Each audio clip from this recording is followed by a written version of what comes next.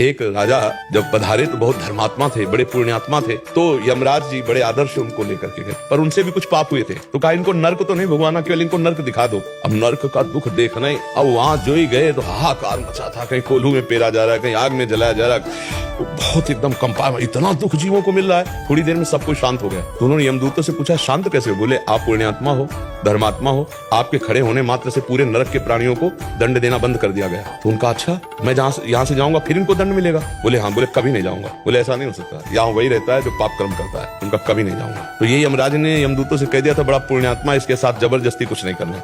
यमराज जी आए, उनका तुम्हें लेने के लिए देवराज इंद्र आ रहे हैं, इतने पुण्यात्मा तुम हो, नरक में कैसे रुको? तो बोले अच्छा, ये पुण्यों का प्रभाव जिससे इनका दुख शांत हो गया? बोले हाँ। तो बोले मैं संकल्प करता हूँ कि जितना भी मन वचन कर्म से अपने जीवन में पुण्य किया है, इन सब नरक के प्राणियों को देता हूँ और सब ये स्वर्ग जाएं और मैं नरक भोगूंगा, मैं किसी को दुखी नहीं देख सकता। यमराज ने आश्चर्यचकित हो गए कि ऐसा? तो उन्होंने कहा तुम नरक तो नहीं रुक सकते। बोले क्यों? जब हमारे पुण्य सब नष्ट हो गए, हमने सबको दे दिया, तो हम नरक भोगेंगे? बोले नहीं, इसका भी पलट कर तुम्हें पुण्य मिलेगा।